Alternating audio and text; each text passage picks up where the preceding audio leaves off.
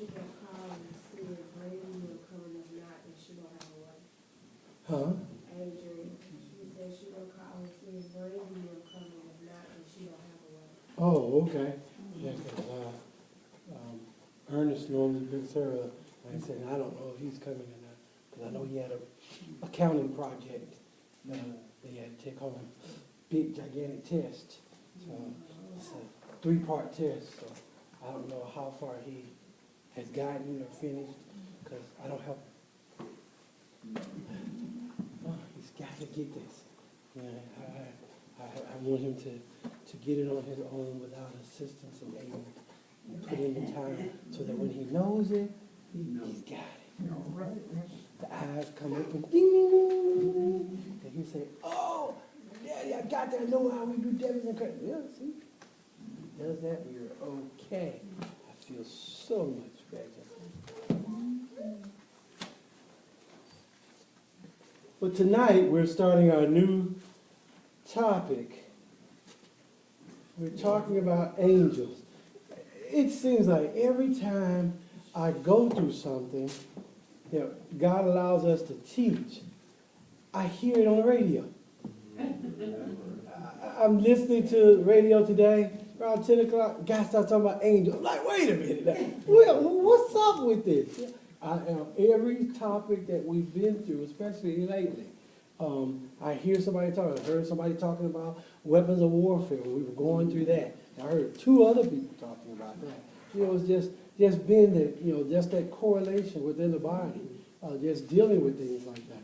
So we're going to start our study on dealing with angels, and we're going to look at the demeanor, the creation, the attitude, the very thought, and hopefully do away with some of the misnomers about angels. Because there's a lot of things that people say about angels that's not true. And so we want to talk about some of them, then we want to look at some of the angels that's referenced in the Bible.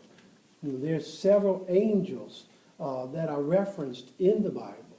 You know, the Bible talks in Revelation about thousands of thousands and hundreds of angels, well, but they don't give names. But there's specifically several angels that are named in the Bible.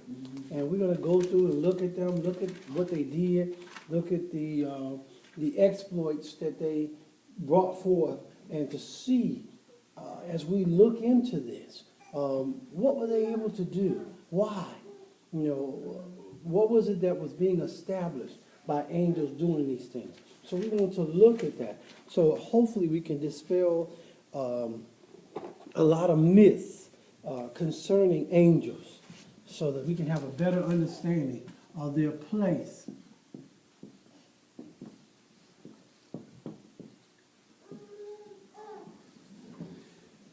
Angels.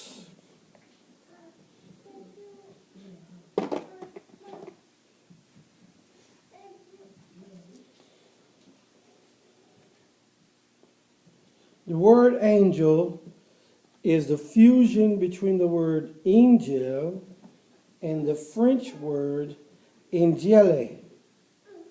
In Latin, angelius is a term, the romanization of the ancient Greek word, which is messenger. They were sent forth to bear a message or announce news of. That's where we get the word angel, that they were sent forth to bear a message or announce and bring news of. And so we see that was their purpose. In Judaism, which is where we get a lot of our dealings with angels, of understanding the interaction of angels, because in the New Testament, there was never an appearance of an angel. See, I'm going to say this, and y'all going to say, Pastor, you're wrong. I'm going to say it. In the New Testament, there was never an appearance of an angel. Somebody say I'm wrong. In the New Testament, there was never an appearance of an angel. Tell me I'm wrong. Okay. I'm not going to say because you're going to prove me. Come on. Is it right? Because, see, we think Matthew, Mark, Luke, and John are New Testament. That's the Gospels. That's not the New Testament. The New Testament does not start to the book of Acts. Without the death of a testator, there is no testament. Christ died. The book of Acts begins the New Testament. When the disciples now have an understanding of who Christ is, his resurrection, now his ascension, the New Testament begins. We put the Gospels in the New Testament, but they're nothing but transitional books.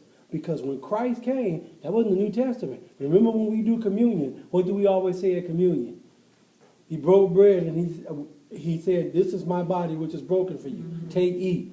Then he took the cup and he blessed it and he said what? "This is the New Testament in my blood." He hadn't died yet.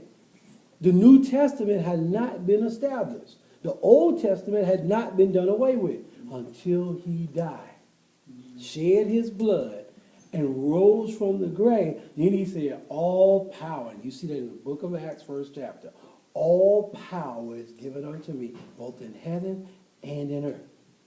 It's the establishment of the New Testament. And if you go from the book of Acts all the way through, you never see the appearance of an angel until you get to the book of Revelation. Then you see the appearance of a whole lot of angels all the time. Every time you look around, there are angels always doing something, saying something, appearing somewhere, unrolling scrolls, bringing forth bold judgment. There are angels all over the place, standing on the earth, foot on the earth and one foot in the water. And you see angels all over the place in the book of Revelation. But until you get there, you don't see the appearance. You hear an angel speak. The angel appeared unto Paul when he was about to get shipwrecked and told him, "Don't get off the boat, stay on it." But you didn't see the angel. The angel appeared to Paul. But you didn't hear of seeing the angel. Not like we did in the Gospels, or like we did back in the Old Testament. There were appearances of angels all the time in the Old Testament. So these are things that we want to look at in dispelling myths about what angels do, how angels operate. Now, we were looking at the last time, and there, again, that we want to bring out, there are 4 categories, basic categories of angels, even as they are brought forth by the Judeo-Christian belief. There are 4 categories of angels. And one is not my marker.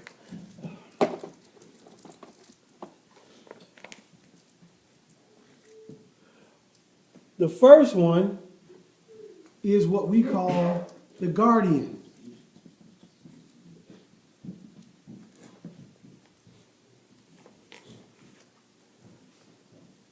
And we're going to go more into detail in this and look at some of the guardian angels and their persona, what they do, what their responsibility is. But guardian angels are normally given for the fact of guarding. They're to bear thee up. Jesus was tempted by Satan to say, throw yourself down, cast yourself down, quoting Psalms, unless you dash your foot against a stone, that the angels will come and bear thee up. They're guarding. They're there for your protection. They're there for your welfare. And in Revelation, it brings out about angels that were set forth to view the face of the babies, to guard them, to keep them, to set watch over them. And each one was assigned. So we each are assigned from birth, guardian angel. So you have one that's numbered just for you, to watch over you. When Jesus was tempted in the garden, and Jesus resisted the last time the temptation of Satan in Matthew 4 and Luke 4, it said the angel came and ministered unto him. He had an angel that ministered unto him, that came and strengthened him, encouraged him. So when you're going through situations, know that God will send you strength, and that comes through your guardian angel. Second classification are messengers.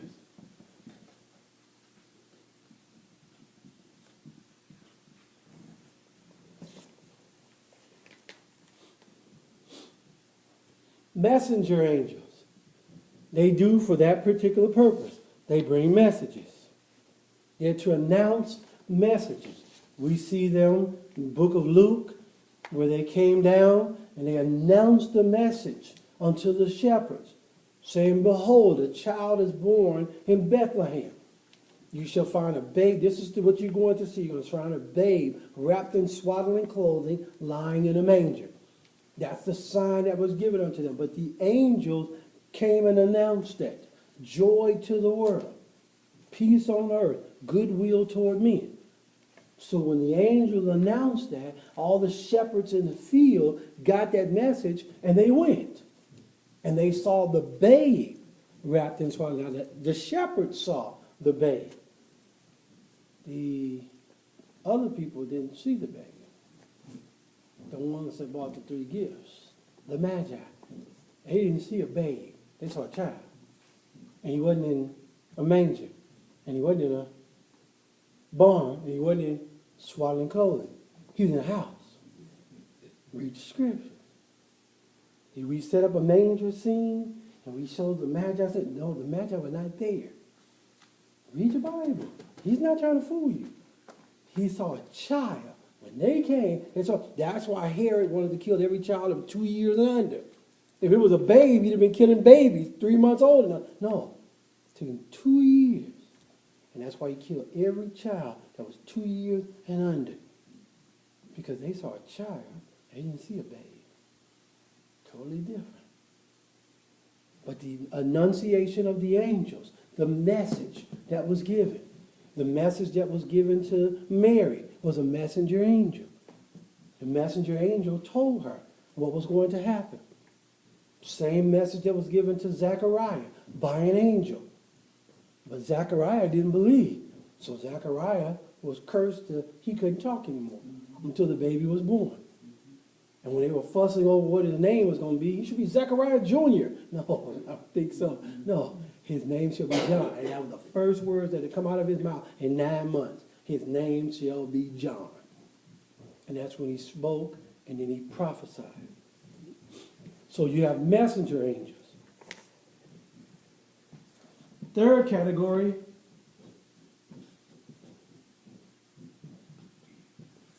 are seraphims. We see evidence of them in Isaiah the 6th chapter. He said, when I saw in the year that Uzziah died, I saw the Lord high and lifted up, and his train filled the temple. And seraphims had wings, 2 wings, by 2 wings did they fly, and by 2 wings veiled their feet, and by 2 wings veiled their face.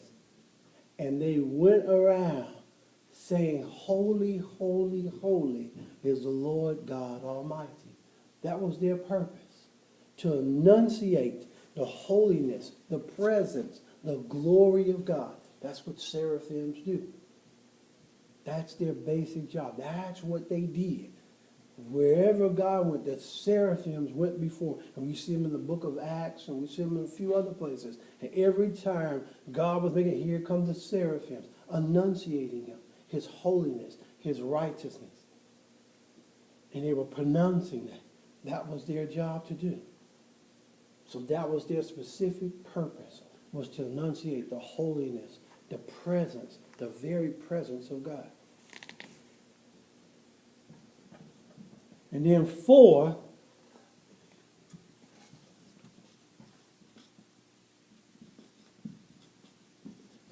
we had the cherubims.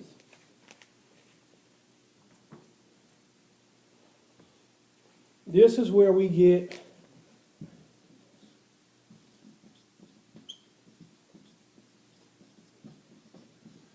the archangels, or the strongest angels. This is where Michael came from. This is where Satan, or Lucifer, came from. He was an anointed cherubim. He was right there. This was the throne of God. Satan, he was Lucifer then, the bearer of light.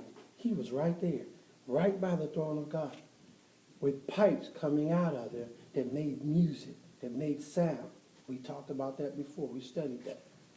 And when this came out, and this melodious thing, he was right there by the throne, until he exalted himself and said, listen, Isaiah 11, 5 times, he said, I will. And that's what brought him down. 5 times he said, I will. I will exalt myself above the Most High. I will establish my throne above that. I will bring you down. Because you're trying to do, and you're trying to outdo Lord God Almighty. And he thought he was more powerful. Even though he was a created being, created by God, he thought he had more power than he did. He thought he could do what God did. He thought he could manifest whatever God could do, because he was right there. Then you had Michael, and you had other archangels that were there. Those archangels were the cherubims. They were the ones who guarded the throne of God. And this is what we talked about before when we were talking about spiritual warfare. They worked their way backwards. These were the ones that was the closest to the throne. And then it would go back to the ones that were the furthest away from the throne. That's why there's a whole lot of them and not very many of them. It's a whole lot of guardian angels. There's a whole lot of us. But it's not a whole lot of cherubim. The ones who guard the throne of God. Not that he needs somebody to guard it, but that's what they were there for. The seraphims announced, but the cherubims guarded. And that's where we have reference of seeing in the Bible as we go through and we see a lot of these things. We're going to see them typified in what they're doing, in their classification of what they've done. But this is why this was so bad when they had fallen. And we see evidence of that fall in Ephesians 6:10. We wrestle not against flesh and blood, but against principalities, against powers, against the rulers of darkness of this world, against spiritual wickedness in high places. That's the 4. And we went into that when we were going through spiritual warfare, of how they factored, how they figured. We classified sins that had fallen up under them and how they influenced certain sins based upon their realm of authority. And this is what they do. They can see us, but we can't see them. Not unless you're looking through a spiritual eye. That's the only reason that you'll know that they're even there. They're here. They're right here, right now. But we don't observe them. We look at flesh and blood. But they see us. They see everything that you do. They observe everything that happens with you. They're right here. The angels of the Lord encamp round about them that fear him. How many people fear God? Then you got angels that camp round about you. So you're right here. So you think they went over in a corner somewhere down the street? Oh, we'll be back later. You don't know. They're right here. When you come in, they come into the sanctuary along with you. If you come into worship, so do they. They worship the same God. What do you think? They're going to go somewhere else? No, they're right here. You bring them with you. That's why you have to bring your worship and your praise with you. Nobody can make you, no, you have to bring it with you. Because if you understand who God is and you have a relationship with him, nothing should take you away from that. I don't care what's going on, what's happening. I come to worship and praise God. I leave everything else. It's got to stay outside. It can go no further. It will go no further. I'm not bringing that junk in here with me. It's not going to disturb me. It's not going to stop me in my spirit from worshiping and praising God. Because you got angels that are observing what you're doing. That's why when a person gives their life to Christ, that's why the angels in heaven rejoice. Why do they rejoice? They see it. We're compassed about with so great a cloud of witnesses. Hebrews 12. Who's the witnesses? They're looking down on us. The angels, the heavenly hosts, all watching us as we run this race. And then we got the guardians that's helping us out. We got the messengers that's giving us messages. We got the seraphims that are going around announcing the holiness of God. And we got the cherubims, the archangels. And if they appear at any time, they're trouble. And this is what we're going to talk about. We're going to see that. Anytime you see any archangels appear, it's trouble. Never a good thing. Because there's always time to get it on. They do not expose themselves just for the sake of it. It's time to get it on. Because it's trouble brewing in the camp. There's something going on for them to do what they do. So there's always a reason for that. Any questions over this first part of identifying the four classifications of the angels?